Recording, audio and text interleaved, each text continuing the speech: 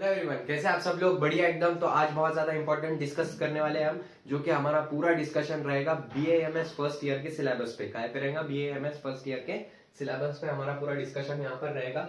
तो इसमें बहुत सारे प्रॉब्लम्स है, आपको बहुत सारे प्रॉब्लम्स जाएंगे बीएएमएस फर्स्ट ईयर में, और उनको कैसे टैकल करना है वो मैं यहाँ पर डिटेल में डिस्कस करने वाला हूँ। तो वीडियो के एंड तक देखना है आपने। उसके बाद सबसे पहली बात आती है हमारी कि सिलेबस कैसा रहता है सर बीएएमएस का। तो बीएएमएस का सिलेबस बहुत ज्यादा वास्ट रहता है, बहुत ज्यादा बड़ा रहता है। यहाँ पर बीएएमएस फर्स्ट ईयर का सिलेबस बहुत बड़ा रहता है, नीट से 1.5 ज्यादा रहता है यहाँ पर बीएएमएस फर्स्ट ईयर का सिलेबस ही। ठीक है, यहाँ पर दिख दिया है।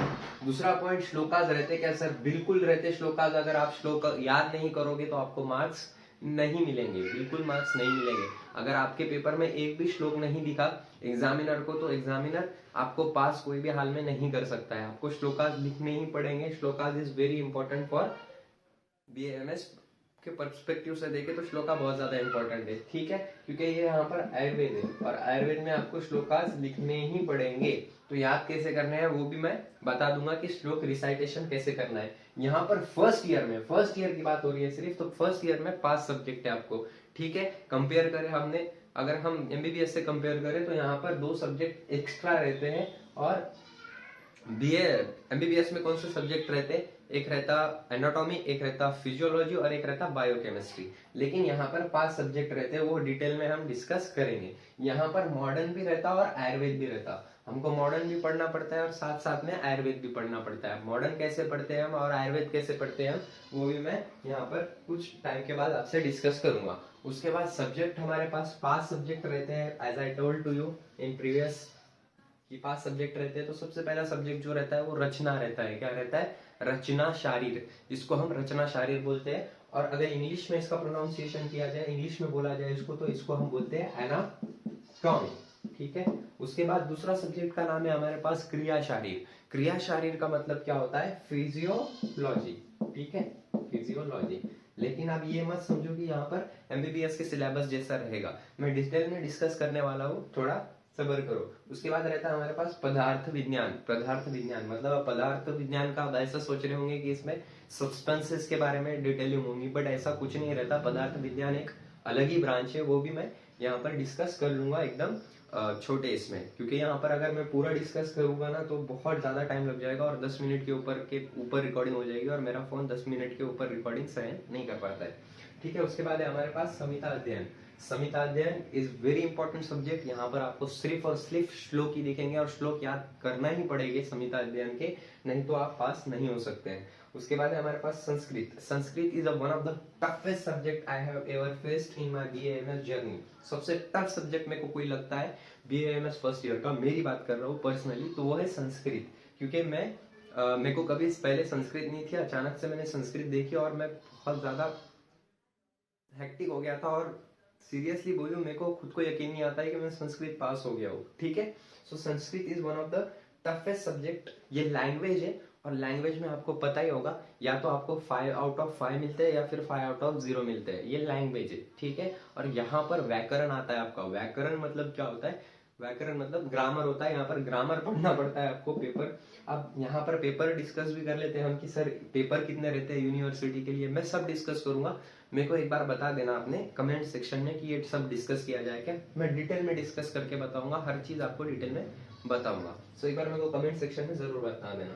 तो जो रचना शारीर रहता है, इसमें हमको मॉडर्न भी पढ़ना पड़ता है और साथ साथ ही मॉडर्न के साथ साथ ही आयुर्वेद भी पढ़ना पड़ता है। ठीक है, मॉडर्न प्लस आयुर्वेद। मॉडर्न बहुत बड़ा रहता है इसका, और आयुर्वेद ठीक है इतना बड़ा मॉडर्न है कि जिसकी हद ही नहीं। मतलब नीट की बायोलॉजी की जो किताब है ना, उससे 10 गुना ज्यादा यहाँ पर जो बायोलॉजी की 11th और 12th की किताब है, 10 गुना ज्यादा यहाँ पर मॉडर्न की बुक रहती है। ठीक है, अब इसको कैसे काउंटर करना है वो भी मैं आपको बताऊंगा। इस पे एक सेपरेट वीडियो बन सकते हैं। सो मेरे को एक बार बता देना आपने कि सर हमको जानना है, अगर डिटेल में चाहिए आपको सब तो मेरे को एक बार बता देना। ये सिर्फ ओवरव्यू दे रहा हूं मैं। उसके बाद है हमारे पास क्रिया शारीर। क्रिया शारीर में भी मॉडर्न रहता और उसके साथ साथ आयुर्वेद रहता है। ये दोनों सब्जेक्ट ऐसे हैं जिनमें मॉडर्न भी रहता है और आयुर्वेद भी रहता है। अब ये आयुर्वेद क्या है ये भी हम डिस्कस करेंगे, वो अगले वीडियो में करेंगे, अगर आप मेरे को कमेंट सेक्शन में बता दोगे तो। उसके बाद पदार्थ विज्ञान, इसके भी पदार्थ विज्ञान सिर्फ और सिर्फ आयुर्वेद में रहता है, सिर्फ यहाँ पर आयुर्वेद की पढ़ाई करना पड़ती है, मॉडर्न का यहाँ पर कोई संबंध नहीं आता।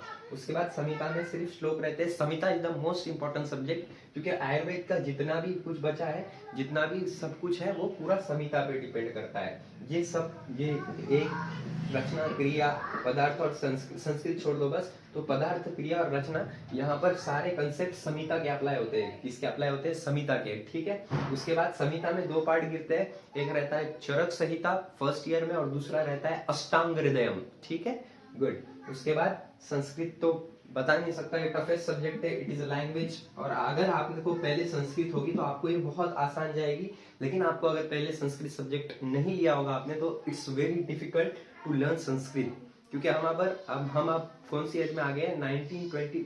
19-20 की उम्र रहती है हमारी, और लैंग्वेज पढ़ना इस टाइम में थोड़ा डिफिकल्ट जाता है, ठीक है। मेरे लिए डिफिकल्ट गया था, पता नहीं आपको इजी जाएगा क्या, कैसे जाएगा। उसके बाद यहाँ पर टैकल कैसे किया जा सकता है इसको, तो सबसे पहले आपको बेसिक्स पे फोकस करना पड़ेगा, क्योंकि ये सब चीजें आपकी नहीं है। मैं जब कॉलेज में गया था तो मेरे को पहले टर्म में मैं 3 सब्जेक्ट में फेल था, एंड इट्स ट्रूथ। मैं फर्स्ट टर्म में 3 सब्जेक्ट में फेल था। कौन से सब्जेक्ट में? मेरा क्रिया में फेल था, पदार्थ में फेल था और संस्कृत में फेल था। ये दोनों सब्जेक्ट में पास था मैं, एक संहिता और एक रचना में, ठीक है। तो यहाँ पर बहुत ज्यादा टफ जाता है, तो आपको बेसिक्स पे फोकस बहुत ज्यादा करना पड़ेगा। उसके बाद इंपॉर्टेंट श्लोक आपको याद ही करने पड़ेंगे। अगर आप याद नहीं करते होंगे तो फिर बहुत मुश्किल हो जाएगा यूनिवर्सिटी में आपका पास होना। उसके बाद डेली रिवीजन आपको करना ही पड़ेगा, डेली बेसिस पे आपको रिवीजन यहाँ पर करना ही पड़ेगा। और स्टार्ट फ्रॉम डे 1, अगर आप डे 1 से स्टार्ट करते हो तो ये सब सारी चीजें आपको बहुत ईजी जाएगी।